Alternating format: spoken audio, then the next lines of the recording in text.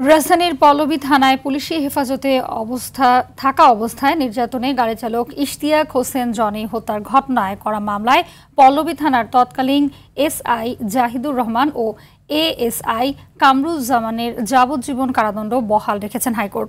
বিচারপতি এস.এম. কুদ্দুসজামান ও এ.কে.এম. রবিউল হাসানের দ্বৈত বেঞ্চ সোমবার এ রায় ঘোষণা করেন। এদিকে অপর আসামি এএসআই রাশেদুল হাসানের যাবজ্জীবন দণ্ড কমিয়ে 10 বছরের কারাদণ্ড দিয়েছেন আদালত। আদালতে আসামিপক্ষের জ্যেষ্ঠ আইনজীবী এস.এম. শাহজাহান ও মোহাম্মদ আব্দুর রাজ্জাক এবং রাষ্ট্রপক্ষের ডেপুটি অ্যাটর্নি জেনারেল বদিউজ্জামান তফাদ্দার উপস্থিত ছিলেন। বাদীপক্ষে ছিলেন আইনজীবী এস.এম. রেজাউল করিম। রায় ঘোষণার সময় নিহত জনির পরিবারের সদস্যরা উপস্থিত ছিলেন।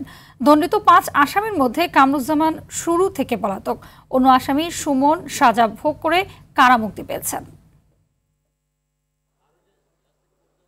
আজকে মহামান্য হাইকোর্ট রায় প্রদান করেছেন। উক্ত রায়ে এসআই জাহিদুর রহমানের সাজা বহাল রেখেছেন।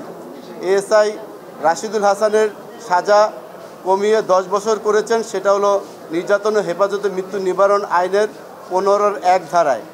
এবং পুলিশের সোর্স রাশেদকে যে সাজা দেওয়া হয়েছিল সেই সাজা থেকে তাকে বেকসুর খালাস প্রদান করা হয়েছে।